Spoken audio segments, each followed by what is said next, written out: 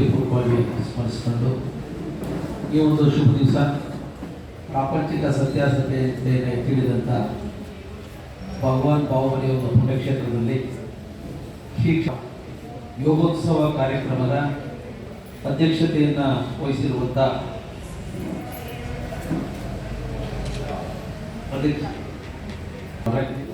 ಈಗಾಗಲೇ ಪ್ರಾಸ್ತಾವಿಕವಾಗಿ ಈ ಕಾರ್ಯಕ್ರಮದ ಬಗ್ಗೆ ವಿವರವಾಗಿ ತಿಳಿಸಿದಂಥ ಗೌರವಾನ್ವಿತ ಯೋಜನೆಯ ನಿರ್ದೇಶಕರಾದಂಥ ಡಾಕ್ಟರ್ ಶಶಿಕಾಂತ್ ಜೈನ್ ಅವರೇ, ಅದೇ ರೀತಿ ಸನ್ಮಾನ್ಯ ಶ್ರೀಮಾನ್ಯ ಜಯರಾಮ್ ಪ್ರಾದೇಶಿಕ ನಿರ್ದೇಶಕರಾದಂಥ ಜಯರಾಮ್ ಎಲ್ಲಿತಾಯಿ ಅವರೇ, ಅದೇ ರೀತಿ ಈ ಒಂದು ಜಿಲ್ಲಾ ಜನಜಾಗೃತಿ ವೇದಿಕೆಯ ಸದಸ್ಯರಾದಂಥ ಶ್ರೀಮತಿ ಶಾಲಿನಿ ಬಾಹುಬಲಿ ಅವರೇ, ಗ್ರಾಮ ಪಂಚಾಯತಿ ಅಧ್ಯಕ್ಷರಾದಂಥ ಶ್ರೀಮತಿ ಭಾರತಿ ಮೇಡಮ್ ಅವರೇ, ಹಾಗೂ ಶ್ರೀಯುತ ಸದಾಶಿವ ಪುಲಾಲ್ ಅವರೇ, ನಮ್ಮ ಈ ಯೋಗದ ಬಗ್ಗೆ ಅಪಾರವಾದಂಥ ಒಂದು ಗೌರವ ಇಟ್ಕೊಂಡು ಅವರು ಕೂಡ ಯೋಗ ಪಟುವಾಗಿರುವಂಥ ರಾಷ್ಟ್ರ ಪರಿಷತ್ತಿ ಪರಿಸರ ಪುರಸ್ಕೃತರಾದಂಥ ಚನ ಅಶೋಕ್ ಅವರೇ, ಈ ಒಂದು ಧರ್ಮಸ್ಥಳ ಗ್ರಾಮಾಭಿವೃದ್ಧಿ ಯೋಜನೆಯ ಒಂದು ಈ ಕರ್ತವ್ಯ ನಿರ್ವಹಿಸ್ತಾ ಇರುವಂಥ ಎಲ್ಲ ಅಧಿಕಾರಿ ಇತರರೇ, ಸಹೋದರಿಯರೇ, ಹಾಗೂ ಈ ಒಂದು ಶಿಬಿರಾರ್ಥಿಗಳೇ, ಮಾಧ್ಯಮದ ಸನ್ನಿಹಿತರೆ, ಬದುಕಿನ ಉನ್ನತಿಗೆ ಧರ್ಮಸ್ಥಳದ ಯೋಜನೆಗಳು ಇವತ್ತು ಸಹಕಾರಿಯಾಗಿದೆ.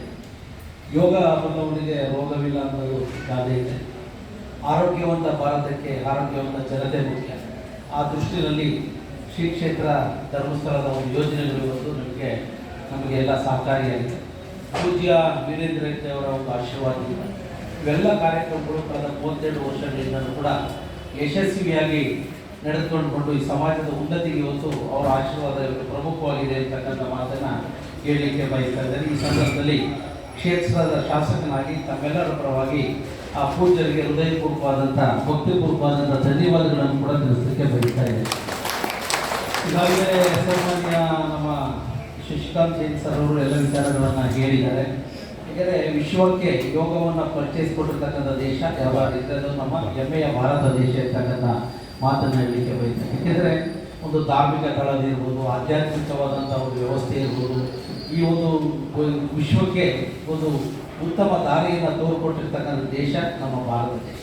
ಇವತ್ತು ಪ್ರಪಂಚದ ದೊಡ್ಡಣ್ಣ ಅಮೇರಿಕಾದಂಥ ದೇಶದಲ್ಲೂ ಕೂಡ ಇವತ್ತು ವಿಶ್ವ ಮನ್ನಣೆಯನ್ನು ಗಳಿಸಿರುವಂಥದ್ದು. ಅದನ್ನು ಕೂಡ ದೇಶದ ಗೌರವಾನ್ವಿತ ಪ್ರಧಾನಮಂತ್ರಿ ನರೇಂದ್ರ ಮೋದಿಜಿಯವರು ಇದನ್ನು ವಿಶ್ವದೆಲ್ಲೆಡೆ ಪ್ರಸರಿಸ್ತಕ್ಕಂಥದ್ದಕ್ಕೆ ಮಾಡಿಕೊಟ್ಟಿರ್ತಕ್ಕಂಥದ್ದು ಕೂಡ ನಾವು ಸ್ವಾಗತವನ್ನು ಮಾಡಬೇಕು. ಶಾಂತಿ ನೆಮ್ಮದಿ ಬದುಕಿಗೆ ಯೋಗ ಸಹಕಾರಿಯಾಗ್ತದೆ. ಇವತ್ತಿನ ದಿನಮಾನಗಳೇನಾಗಿದೆ, ದ್ವೇಷಾಸೂಯೆಗಳು ಹೆಚ್ಚಾಗಿದೆ.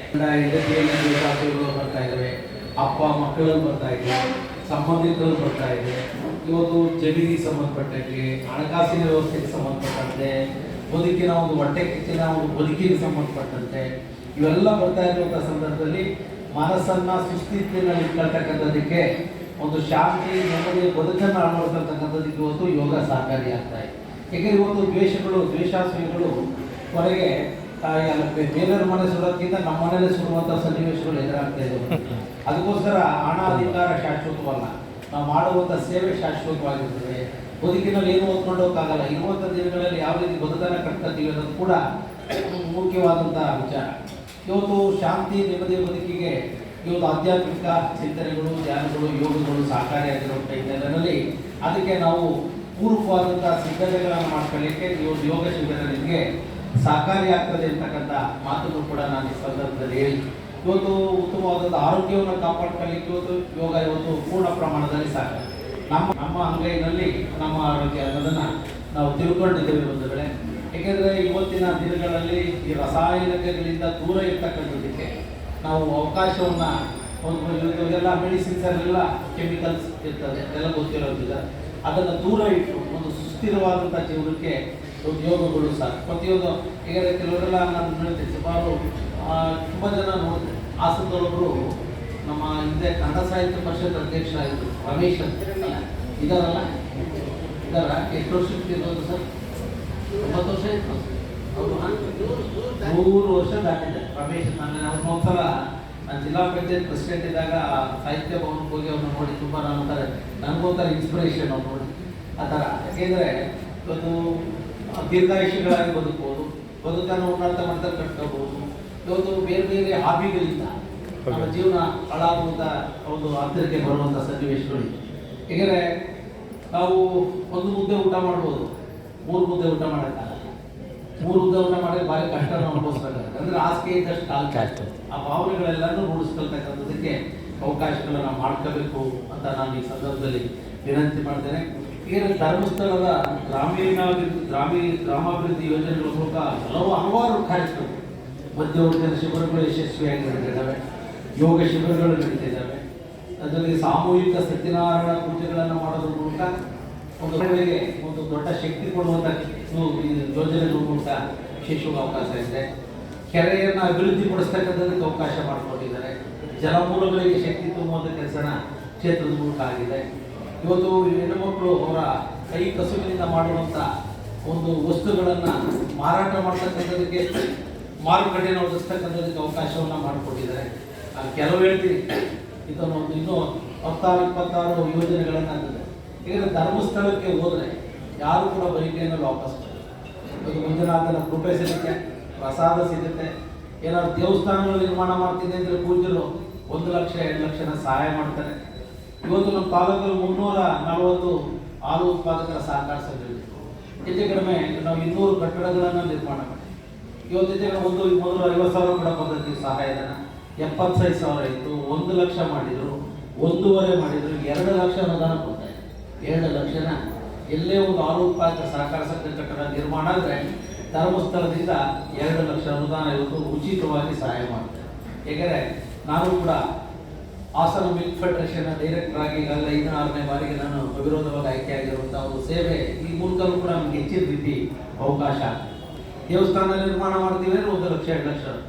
ಕೆಲವು ಪುರಾತನ ದೇವಸ್ಥಾನಗಳನ್ನು ಪೂರ್ಣ ಪ್ರಮಾಣದಲ್ಲೂ ಕೂಡ ಜೀರ್ಣೋದ್ಧಾರ ಮಾಡುವಂಥ ಕೆಲಸ ಪೂಜ್ಯ ಹೆಗ್ಡೆಯವರ ಒಂದು ಆಶೀರ್ವಾದದಿಂದ ಇವತ್ತು ಯಶಸ್ವಿಯಾಗಿ ರಾಜ್ಯದಲ್ಲಿ ನಡೀತಿದೆ. ಈ ದೇಶ ಇವತ್ತು ಹವಾಮಾನ ವೈಪರೀತ್ಯಗಳಿಗೆ ಒಳಗಾದಂಥ ಸಂದರ್ಭದಲ್ಲಿ ಇಡೀ ಪ್ರಪಂಚದಲ್ಲಿ ಸರ್ಕಾರಕ್ಕೆ ಸುಮಾರು ನನ್ನ ಪ್ರಕಾರ 33 ಕೋಟಿ ಅಂತ ಅನ್ಕೊಂಡಿದ್ದೀನಿ. 33 ಕೋಟಿ ರೂಪಾಯಿನ ಒಂದು ಸಹಾಯ ಹಸ್ತವಾಗಿ ನಿರ್ತಕ್ಕಂಥ ಒಂದು ಪೂಜ್ಯರು ಇದ್ರೆ ಅದು ಪೂಜ್ಯ ವೀರೇಂದ್ರ ಹೆಗ್ಡೆಯವರು ಇರ್ತಕ್ಕಂಥ ಮಾತುಗಳು. ಯಾರಿಗೂ ಮನೆ ಕಟ್ಟಕ್ಕಾಗೋದೇ ಇಲ್ಲ, ತುಂಬ ನಿರ್ಗತಿಕರು, ಅವ್ರ ಮಕ್ಕಳಿಲ್ಲ, ಮರಿ ಇಲ್ಲ, ಅವರೊಬ್ಬರೇ ಇರ್ತಾರೆ. ಅಂಥ ನಿರ್ಗತಿಕರಿಗೆ ಸುಮಾರು 1.25 ಲಕ್ಷ ರೂಪಾಯಿನಲ್ಲಿ ಮನೆಗಳನ್ನು ಕೂಡ ನಿರ್ಮಾಣ ಮಾಡಿ ಆಶ್ರಯ ಕೊಡುವಂಥ ವ್ಯವಸ್ಥೆಗೆ ಇವತ್ತು ಪೂಜ್ಯರು ಇವತ್ತು ಅವಕಾಶವನ್ನು ಮಾಡ್ತಾರೆ. ನಾವೇನಿಲ್ಲ ಎಲ್ಲಿಂದನೂ ಕಲ್ತ್ಕೋಬೇಕಾಗಿಲ್ಲ. ಧರ್ಮಸ್ಥಳದ ಒಂದು ಯೋಜನೆಗಳ ಮೂಲಕ ನಾವು ಜೀವನಕ್ಕೆ ಒಂದು ಅವಕಾಶವನ್ನು ಮಾಡಿಕೊಂಡ್ರೆ ಬಹುಶಃ ನಮ್ಮ ಬದುಕು ಉನ್ನತ ಮಟ್ಟಕ್ಕೆ ಹೋಗತಕ್ಕಂಥದ್ರಲ್ಲಿ ಯಾವುದೇ ಸಂದೇಹವಿಲ್ಲ ಇರ್ತಕ್ಕಂಥ ಮಾತು ಕೂಡ ನಾನು ಈ ಸಂದರ್ಭದಲ್ಲಿ ವಿಶೇಷವಾಗಿ ಹೇಳಿ, ಇವತ್ತು ಶಿಕ್ಷಣ, ಆರೋಗ್ಯ, ಕೃಷಿ ಜೊತೆ ಧಾರ್ಮಿಕತೆಯ ಒಂದು ವ್ಯವಸ್ಥೆಗೆ ಶಕ್ತಿಯಾಗಿ ಇವತ್ತು ಆ ಕ್ಷೇತ್ರದಿಂದ ಅವಕಾಶ ಆಗಿದೆ. ಇವತ್ತು ಧರ್ಮದ ತಳಹದಿ ಮೇಲೆ ಸದೃಢವಾಗಿ ಬೆಳೆದಿರುವ ದೇಶ ಯಾವುದಾದ್ರೆ ಅದು ನಮ್ಮ ಭಾರತ ದೇಶ. ಇಂಥ ಆಚಾರ ವಿಚಾರಗಳು, ಪೂಜ್ಯರ ಭಾವನೆಗಳಿಂದ ನಮ್ಮ ಧರ್ಮದ ಉಳಿವಿಗೆ ಇವತ್ತು ಶಕ್ತಿ ಬಂದಂತಾಗಿದೆ ಅಂತಕ್ಕಂಥ ಮಾತನ್ನು ಕೂಡ ನಾನು ಈ ಸಂದರ್ಭದಲ್ಲಿ ಹೇಳಿ, ಸಾಮಾನ್ಯವಾಗಿ ನಮ್ಮ ಧರ್ಮಸ್ಥಳದ ಯೋಜನೆ ಕಾರ್ಯಕ್ರಮಗಳಿಗೆ ಯಾವತ್ತೂ ಸಾಮಾನ್ಯವಾಗಿ ಗೈರಾಜರು ಕಡಿಮೆ. ಎಲ್ಲೋ 10 ಕಾರ್ಯಕ್ರಮದಲ್ಲಿ ಒಂದು ಒತ್ತಡದಿಂದ ನಾವು ಬೆಂಗಳೂರು ಹೊರಗುತ್ತಿರುವ ಗೈರಾಜರಾಗುವಂಥ ಸಂದರ್ಭ. ಇವತ್ತು ಪ್ರಕೃತಿ ಚಿಕಿತ್ಸೆ ನೀಡುವುದರ ಮೂಲಕ ಎಲ್ಲ ಕಡೆ ಒಂದು ಹೆಚ್ಚಿನ ಅನುಕೂಲತೆ ಕೂಡ ಆಗ್ತಾ ಇದೆ ಅಂತ ಕೂಡ ನಾನು ಭಾವಿಸಿ, ಈ ಯೋಗ ಶಿಬಿರಕ್ಕೆ ದಯಮಾಡಿ ಸುಮಾರು 10 ದಿವಸಗಳ ಯೋಗ ಶಿಬಿರ ಇಲ್ಲಿ 7 ದಿವಸ ನಡೀತದೆ. ಇಲ್ಲಿ ನಮ್ಮ ಚಂದ್ರಗಿರಿ 2 ತಾಲೂಕಿದೆ. ನನ್ನ ಲೆಕ್ಕ ಚಂದ್ರಾಯಪಟ್ಟಣ, ಶ್ರವಣಬೆಳಗೊಳ ಹೆಚ್ಚುವರಿ ಪೂಜ್ಯರಿಂದ ಅವಕಾಶ ಮಾಡಿಕೊಟ್ರು. ಅಲ್ಲೂ ಪ್ರಾರಂಭ ಆಗುತ್ತೆ ಚಂದ್ರಾಯಪಟ್ಟಣ ಮತ್ತು 2 ಕಡೆ ಇವಾಗ ಅವಕಾಶವನ್ನು ತಲುಪಿಸಿಕೊಂಡಿದ್ದಾರೆ. ದಯಮಾಡಿ ಆ ಯೋಗಾಭ್ಯಾಸಕ್ಕೆ ಹೆಚ್ಚಿನ ಸಂಖ್ಯೆಯಲ್ಲಿ ಈ ಭಾಗದ ಎಲ್ಲ ಜನರು ಒಳಪಟ್ಟು ಒಂದು ಆರೋಗ್ಯವನ್ನು ಸುಧಾರಿಸ್ಕೊಳ್ತಕ್ಕಂಥದ್ದು. ಈ ತರಬೇತಿ ಓದಿದರೆ ನೀವು 100 ಜನಕ್ಕೆ ತರಬೇತಿ ನೀಡಬಹುದು. ಇಲ್ಲಿ ಒಬ್ಬ ಯೋಗ ಶಿಕ್ಷಕರು 106 ಜನಕ್ಕೆ ಕೊಡ್ತಾರೆ. ನೀವು ತಿಳ್ಕೊಂಡು ನೀವು 10 ಜನಕ್ಕೆ ಕಲಿಸುವಂಥ ಒಂದು ಅವಕಾಶವನ್ನು ಕೂಡ ಕಲ್ಪಿಸ್ಕೋಬಹುದು ಅಂತ ಕೂಡ ನಾನು ಈ ಸಂದರ್ಭದಲ್ಲಿ ಹೇಳಿ, ಇತ್ತೀಚಿನ ದಿನಗಳಲ್ಲಿ ಆರೋಗ್ಯದ ಮೇಲೆ ಭಾರಿ ಪರಿಣಾಮಗಳು ಬೀಳ್ತಿದ್ದಾವೆ, ಅಂಗಾಂಗಗಳ ಮೇಲೆ ಹೆಚ್ಚಿನ ಪರಿಣಾಮಗಳು ಬೀಳ್ತಿದ್ದಾವೆ. ಅದರಲ್ಲೂ ಕೂಡ ಒಂದು ರಾಸಾಯನಿಕವಾದಂಥ ಆಹಾರ ಪದಾರ್ಥಗಳಿಂದ ಕಿಡ್ನಿಗಳ ಮೇಲೆ ಹೆಚ್ಚಿನ ಪರಿಣಾಮಗಳು ಬೀಳ್ತಾ ಇದ್ದಾವೆ. ಇವತ್ತು ಹಿಂದೆ ಕ್ಯಾನ್ಸರ್ ರೋಗಗಳು ಕಡಿಮೆ ಅಂತಿದ್ದು ಇವತ್ತು ಹೆಚ್ಚಾಗ್ತಕ್ಕಂಥ ಸನ್ನಿವೇಶಗಳಿದೆ. ನಾವು ತಿನ್ನುವಂಥ ಆಹಾರದ ಪದ್ಧತಿಗಳಲ್ಲೂ ಕೂಡ ನಾವು ಹೆಚ್ಚಿನ ಗಮನವನ್ನು ಹರಿಸಬೇಕು. ಎಲ್ಲಿ ರುಚಿ ಇರುತ್ತೋ ಅಲ್ಲಿ ಸಮಸ್ಯೆ ಇರ್ತದೆ. ಹೆಚ್ಚಾದ ರುಚಿ ಇರ್ತದ ಕಡೆ ಸಮಸ್ಯೆನೂ ಕೂಡ ಇರುತ್ತೆ. ಅದೆಲ್ಲ ಕೂಡ ನಾವು ಮನಗಾಣಬೇಕಾಗಿದೆ ಅಂತಕ್ಕಂಥ, ಯಾಕೆಂದರೆ ದಿನನಿತ್ಯ ನಾವು ಶಾಸಕರಾಗಿ ನೋಡುವಂಥ ಸಂದರ್ಭದಲ್ಲಿ ಅವರ ಕಷ್ಟವನ್ನು ಅವತ್ತು ನಮ್ಮ ಹತ್ರ ಬಂದಾಗ ನಮಗೆ ಥರ ನೋವಾಗುತ್ತೆ. ಯಾಕೆಂದರೆ ಮನೆ ಒಬ್ಬ ಕೋಡಿಗಪ್ಪ ಅಂತ ಮರುಶೆಟ್ಟಿದ್ದಾರೆ, ಮರುಶೆಟ್ಟಿ ಹೇಳುವಂಥ ನಿಟ್ಟಿನಲ್ಲಿ ನಾವು ಗಮನ ಹರಿಸ್ಬೇಕು. ಎಲ್ಲ ನಮ್ಮಿಂದನೇ ಸಾವಿಗೆ ತಲೆ ಕೊಡುವಂಥ ಸನ್ನಿವೇಶಗಳು ಇವತ್ತು ಎದುರಾಗ್ತಾ ಇದೆ. ಅದಕ್ಕೆ ದೂರ ಮಾಡಲಿಕ್ಕೆ ಒಂದು ಮಹಿಳೆಯರಿಗೆ ದೊಡ್ಡ ಶಕ್ತಿ, ಈ ಸಮಾಜವನ್ನು ತಿದ್ದುವಂಥ ತಾಳ್ಮೆಗೆ ಮತ್ತೊಂದು ಹೆಸರು ಮಹಿಳೆ, ಉಳಿತಾಯಕ್ಕೆ ಮತ್ತೊಂದು ಹೆಸರು. ಇವತ್ತು ಇಡೀ ಕುಟುಂಬದ ಪಿಲ್ಲರ್ ಮಹಿಳೆ ನನಗೆ ತಿಂದಿರೋದು. ಇವತ್ತು ಗಂಡನನ್ನು ತಿರ್ತಕ್ಕಂಥ ಶಕ್ತಿ ಇದೆ, ಮಕ್ಕಳನ್ನು ತಿರ್ತಕ್ಕಂಥ ಶಕ್ತಿ ಇದೆ. ಅದಕ್ಕೆ ಮಹಿಳೆಯರಿಗೆ ಒಂದು ಹೆಚ್ಚಿನ ಆದ್ಯತೆ ಈ ಒಂದು ವ್ಯವಸ್ಥೆಯಲ್ಲಿ ಇದೆ ಅಂತಕ್ಕಂಥ ಮಾತನ್ನು ಕೂಡ